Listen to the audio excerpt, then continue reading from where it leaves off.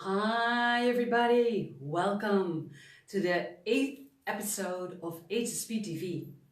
Today I want to talk to you about a lot of abbreviations and other terms that surround high sensitivity, and I want to explain a little bit about them, what they are, what they stand for, how you can determine if you are one, and how you can recognize the differences. Hi Martina, nice of you to watch. So, I want to start with the term HSP. It stands for highly sensitive person. About 1 in every 5 people is highly sensitive. And that means that your nervous system is more sensitive than that of a non-highly sensitive person. And that literally means that you hear more, you see more, you smell more, you hear more, you see more, you smell more, you feel more, and you taste more. I'm sorry, I forgot the senses when I was talking. That happens with live TV. So you literally get more information because your sensory antenna is more sensitive than that of a non-highly sensitive person. And as a highly sensitive person, you have a rich, emotional, inner world, and you enjoy the little things. You feel connected to people and to animals and to nature. About 70% of all high sensitive people is introverted, and the other 30% is extroverted. And I would like to tell you the definition, the psychological definition of introverted and extroverted. So I'm going to take a look at my cheat sheet. An introverted person is mainly focused on her inner experience. They recharge their energy by being alone, by spending time in nature, taking a walk, maybe being creative, making a painting, stuff like that. And the extroverted person, he is more focused on the outside world. He gets his energy, or she gets her energy, by spending time with people, going to parties, sharing things, and emerging yourself in groups and others. That's the psychological definition of introverted and extroverted. But there's also a special group that's called the HSS. That's the highly sensitive sensation seeker, the highly sensitive sensation seeker.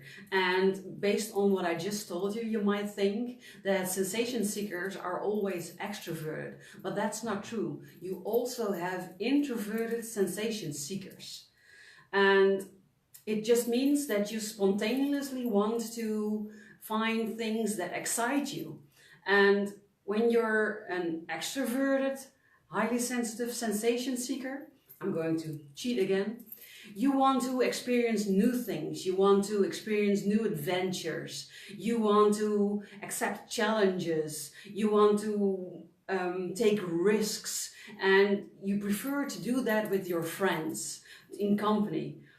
By being highly sensitive and a sensation seeker, it means that your friends don't always understand you, because at one time you want to experience the new things, you want the challenges, you want to take the risks, you want to be with people, but then suddenly it becomes too much, and then you just want to be alone and you push your friends away, and that's behavior that they often don't understand. So that's the highly sensitive extroverted sensation seeker.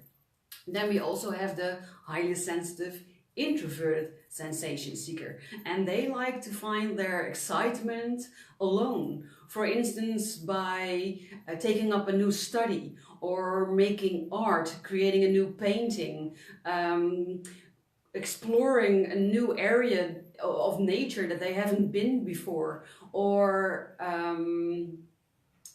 going on holiday by themselves. They prefer to do it alone, and if they want to do it with somebody else, then it's usually 1 or maybe 2 or 3 persons that they know really, really well and that they feel really connected to. Then there's the term HSE, and HSE stands for a highly sensitive entrepreneur. So that's basically a highly sensitive person who has become an entrepreneur.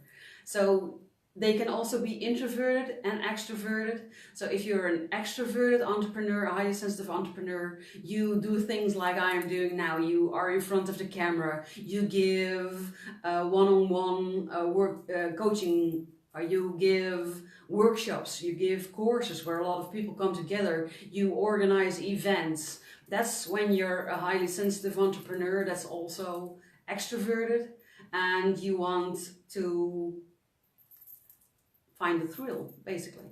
And if you're an introverted, highly sensitive entrepreneur, you make online programs with people that can do most of the work online in a secure program and don't see you that much. You only offer group calls once a month, because that's all you can handle with your emotions or with your energy, and you're much more closed, much more reachable, much less reachable, sorry, and you stick more to yourself. That's when you're a highly sensitive entrepreneur that's more introverted. It's more downplayed. You're more or maybe less visible, I'm not sure, or maybe in a way only that suits you by writing blogs, because then people won't see you, instead of doing vlogs where you talk about the things on camera.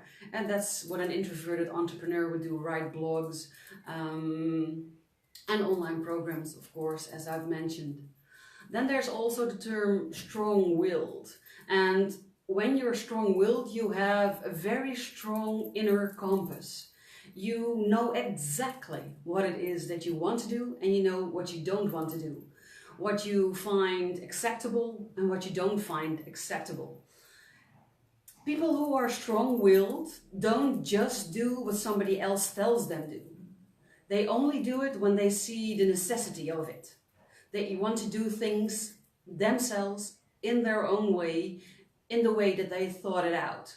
And they are able to express their opinion using powerful words, and they stand up for their opinion.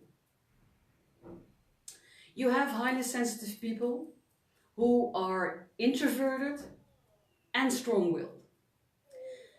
When you are introverted, an HSP and strong-willed, then you do what you want to do without consulting other people or without trying to put your opinion onto other people, without trying to get them to agree with you. You just quietly follow your own path, do your own thing, and you're not bothering anyone. When you're an extroverted, strong-willed, highly sensitive person, you try to convince people that your way is the way of doing things. You feel nice when you're in a group with a lot of people, and you tend to be the natural leader of that group. But you can also be really passionate, and you can change your mind a lot. Then you have the term highly aware. You're highly aware when you have a big empathetic ability and you live your life intensely. Usually you become highly aware when you've learned everything there is to know about your high sensitive trait. You know how to keep yourself in balance. You're no longer bothered by the pitfalls, and you are also always able to keep yourself in balance and to be positive and to live the life that you want. Then you're highly aware. It's when your EQ and your IQ create the BQ, the CQ, the consciously quotient. You are conscious. You know when you experience something and you feel that deeply in your inner experiences.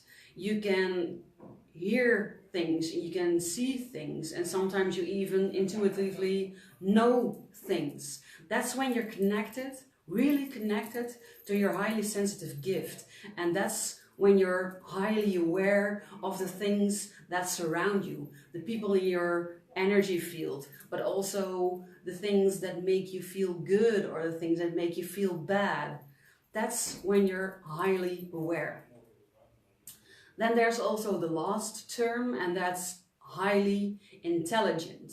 When you're highly intelligent, you understand a lot. You are quickly able to see connections between things. And when you're in a discussion with people, you're always able to understand where the other persons are coming from. So even if you're in a discussion with 8 different people who all 8 have a different opinion, you are able to understand where they are coming from, why they think what they think, what their reasons are for why they are thinking what they're thinking. And to some level you can agree, but not fully, because your opinion is different. But you are able to understand why they think what they think, or why they did what they did, or why they have that opinion. That's when you're highly intelligent. It's also when, and this I see a lot in my practice, it's also when you are presented with a solution to a problem, for instance by a colleague, and you think, okay, so this is the solution, and then okay, no, that's not going to work. And I hear this a lot in my practice, people who then say, okay, well, it's great that you think this is the solution, but it's not going to work. And then people see you as a buzzkill, or as negative, or as a know-it-all. But it has nothing to do with that. It has to do with you being able to see the ramifications of solution, and to quickly be able to see the steps in that solution, and then to also see where that solution goes wrong. But if we voice that in this way, then people will experience that as something negative, and that's because they don't understand. They are not so fast. They are not so smart. And it's not showing off that I'm saying this, but we really have a very high IQ level. And this means that we are smart. And there's nothing wrong with voicing that, with acknowledging that. So the question I often get asked in my practice is, how do I go about handling stuff like this? Because it doesn't feel good to say nothing when somebody presents a solution that's not going to work. So if I stay true to myself, I have to say something about it. And it's not that you don't have to say something. Of course you have to say something, but you have to take them with you in your thought process. And the way to do that is by start asking them questions. If you do this and this and this, what do you see happening? Or if we do that, like you said in your solution, what will happen with this and this and this? Or with that and that and that? Ask them the questions that follow your thought pattern. If you think, but if you do this, this, this, then that, then ask a question about those thoughts, about those things that you see. Take them with you on your thought journey, and let them come to the conclusion by themselves. If you ask the right questions, and because you're highly intelligent, you are able to ask those questions, they will come to the conclusion, oh, okay, I overlooked something. Yeah, if we implement it the way I just presented it to you, then, yeah, shit, it won't work. Oh, okay. And then instead of being bossy or a know-it-all or negative, you will be the hero, because you helped them see the flaws in their solution, but helped them realize it themselves. And this gives them the opportunity to change it, or to improve it before they go to the client, for instance. So, and this is an example like this, but I'm sure that when you're watching this, you know of multiple examples like this, that you recognize, that you have come across in your daily life. So if you're highly intelligent, try to get other people to follow your reasoning, to try to follow your thoughts. Let me see, did I forget something? Okay. I made notes, so I'm just looking at them to be sure that I'm telling you all the correct things. Highly sensitive, highly intelligent people have a high IQ, that's what I told you. But they also have a really strong memory, and they can even have a photogenic memory. That means that you have to see something once, and then you know it. And you can even tell it where on the page the information was placed. That's a photogenic memory. They are aware of the information of which they have access to. they are creative, they are flexible, and they have a really strong imagination ability. So it also makes us really good storytellers, but it's also the thing I just told you about taking people on your thought journey and letting them come to the conclusion that you've already reached.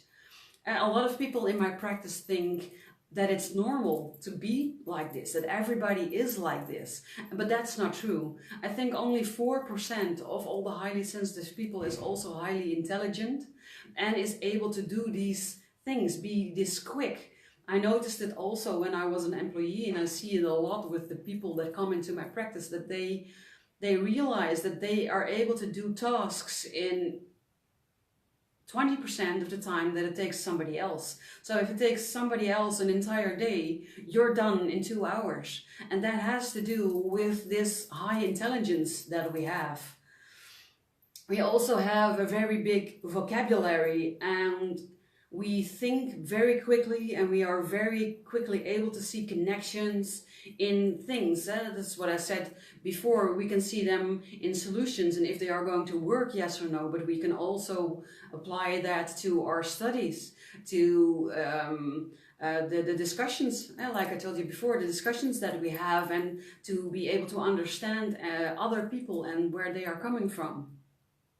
And we're also very able at asking the really critical questions. I think this is also what's the foundation of us not being able to have a chit-chat about the weather and what clothes you're wearing or what you're going to do tomorrow. We like to have conversations that go in depth, that are meaningful, that challenge us, that challenge us to use our brain, basically. And that's when you know that besides highly sensitive, you're also highly intelligent. I think I discussed everything now. So the HSP is the highly sensitive person. You can be introverted, 70%, extroverted, 30%. Then you have the high sensation seeker. That is about, I think also about 30% of the highly sensitives is a high sensation seeker, but they can also come in introverted and extroverted version. So not all extroverted highly sensitive people are also high sensation seekers. Also introverted highly sensitive people can be a high sensation seeker. Then we have the HSE, which is the highly sensitive entrepreneur. Even they can be introverted or extroverted, sensation seeker or not. Then we have the strong-willed. Those are the highly sensitive people who know where they want to go, who know what their mission is in life, who know which steps to take to get there, who know what they want and who are not afraid of expressing that. Those are the strong-willed HSPs.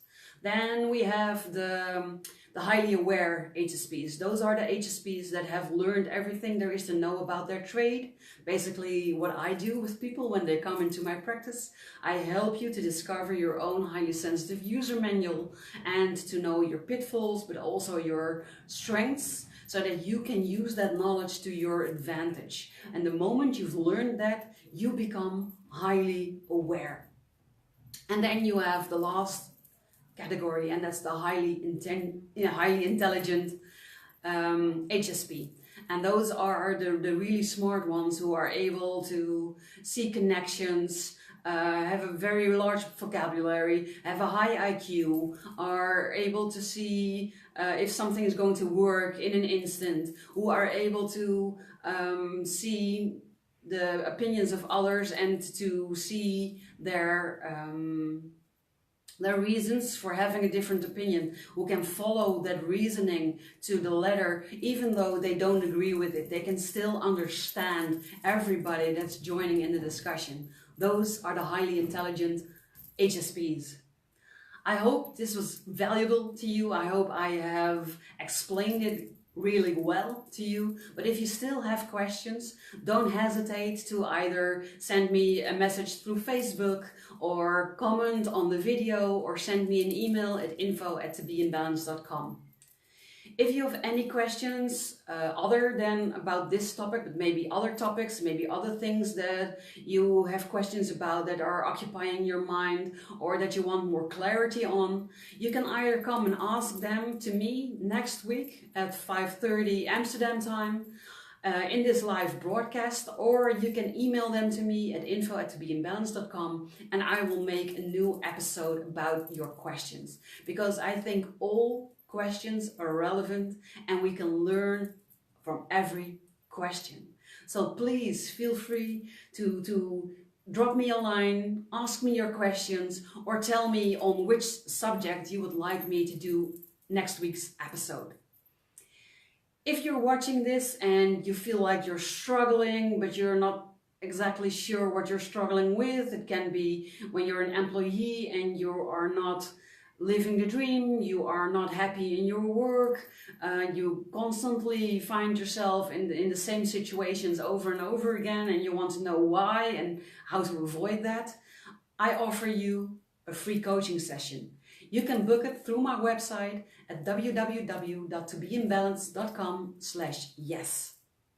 But if you're highly sensitive and you're an entrepreneur and you have questions about combining your sensitivity with your entrepreneurship, or you want to start a company but you're afraid that entrepreneurship and highly sensitivity are not a good match, or if you have questions about setting and achieving your goals, remaining focused, making a planning that you can actually stick to, or topics surrounding the things I've just mentioned, I also want to offer you a free coaching session. And you can book your coaching session through www.hspondernemerscoach.nl/yes. The links to all of this will be below this video, so you can contact me directly if you want to. I would love to get to know you, and I also would love to see you again next week. So I hope that this was a valuable session for you, and I hope to receive your comments. You can share it, you can like the video, comment if you want, and be here again, same time, same place, next week. Thank you. Bye-bye.